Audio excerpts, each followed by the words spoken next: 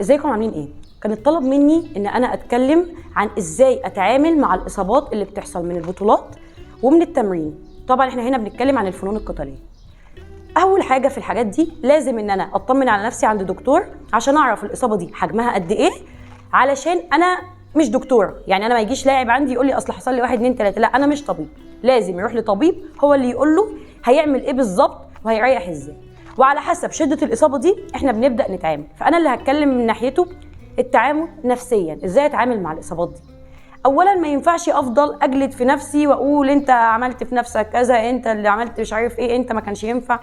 ما ينفعش احس ان بالاحباط. احنا بنلعب فنون قتاليه، فطبيعي ان احنا نتصاب، طبيعي ان احنا نتعور، طبيعي ان احنا نتكسر، طبيعي ان احنا نقعد فتره من التمرين علشان تعبانين. بس في ملحوظه، انا ما ينفعش اغيب من التمرين.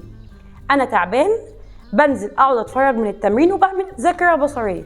لازم ابقى دايما موجود، دايما شايف ايه الجديد اللي بيحصل. انا مش قادر اتمرن بس انا متواجد وشايف التمرين ماشي ازاي. دي نقطه. لو قادر او الدكتور سمح لي ان انا هتمرن الفتره دي، بمشي على الكلام اللي الدكتور قاله. يعني ما بدوسش على حاجه هو قال لي ما تعملهاش، اصل انت كده مش هتخف، انت كده هتتسبب ان الاصابه عندك هتكبر وتبقى اسوأ من المرحله اللي قبليها. فالتعامل مع الاصابات بيبقى عادي جدا. انت طبيعي ان انت هتتصاب، طبيعي اي حاجه ممكن تحصل، فعادي. يعني ما نقعدش بقى ايه نحس بالاحباط، ما نقعدش نحس بالفشل. موضوع تاني، الناس اللي بتخش اول بطوله او تاني بطوله او بتخش 3 4 بطولات ورا بعضها وبتخسر وبتبدا تحس باليأس وبتحس ان هي فاشله.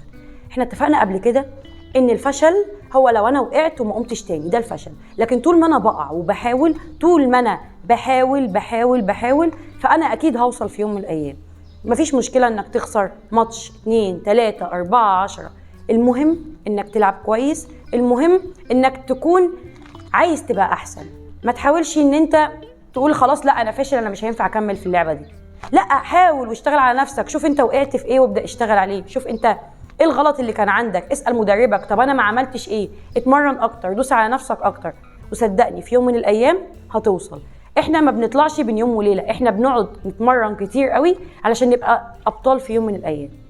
فما ينفعش ان احنا نيأس. كل حاجه بتيجي مع الوقت، مفيش حاجه بتيجي بسرعه. عايز تبقى كويس وعايز تبقى بطل، اتمرن كتير قوي، اتعب كتير قوي، دوس على نفسك كتير قوي. مفيش حاجه بتيجي سهله.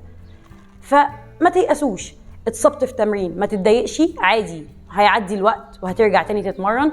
بتخسر في بطوله مفيش مشكله، اللعب مكسب وخساره. في يوم هتكسب وفي يوم هتخسر، مفيش اي مشاكل. اهم حاجه ان انت تحاول تأدي وتعمل اللي عليك. وده كان الموضوع بتاعنا النهارده، واستنونا ان شاء الله في الحلقات اللي جايه. سلام.